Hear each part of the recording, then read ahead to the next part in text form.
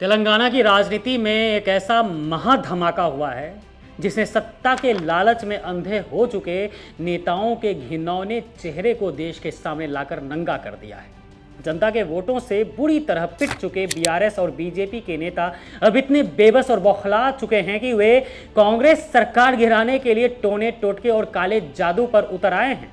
जी हाँ, अपनी सियासी जमीन खिसकती देख ये लोग अब अघोरियों और तांत्रिकों के चक्कर काट रहे हैं ताकि तेलंगाना की खुशहाली को नजर लगाई जा सके। दरअसल स्वतंत्रता दिवस के पावन मौके पर संगारेड्डी में जनता को संबोधित करते हुए मुख्यमंत्री रेवंत रेड्डी ने इस पूरे सनसनीखेज सच का खुलासा कर दिया।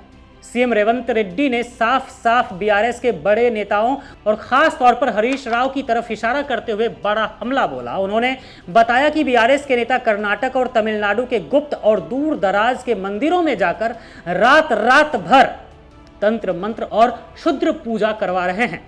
तेलंगाना कांग्रेस अध्यक्ष बी महेश कुमार गौर ने भी इस बात की पुष्टि करते हुए कहा कि ये नेता राज्य में सूखा लाने, बारिश को रोकने, हमारे अन्नदाता किसानों को प्रताड़ित करने और लोकतांत्रिक तरीके से चुनी गई कांग्रेस सरकार को गिराने के लिए बद्दुआएं मांग रहे हैं।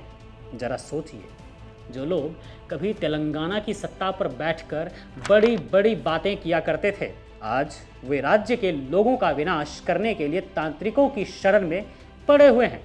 लेकिन यह सिर्फ बीआरएस का खेल नहीं है, इसके पीछे केंद्र में बैठी बीजेपी का भी पूरा शह और गंदा दिमाग शामिल है।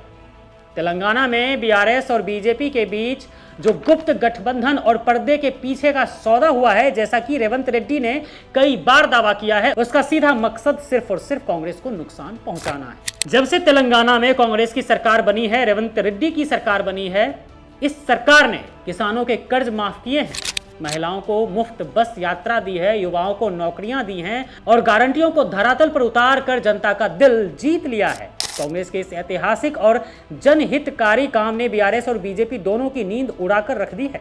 इन दोनों पार्टियों को समझ आ चुका है कि आने वाले 10-15 सालों तक वे चुनाव के मैदान में कांग्रेस को रत्ती भर भी हरा नहीं सकते हैं। जब जनता का समर्थन खत्म हो गया, विकास के नाम पर बोलने को कुछ बचा नहीं, क्योंकि कुछ किया नहीं और चुनावी अखाड़े में धूल चाटनी पड़ी, तो बीआरएस और उसके साथ ही बीजेपी वाले इतने डर गए कि अब तंत्र मंत्र और काले जादू का सहारा ले रहे हैं।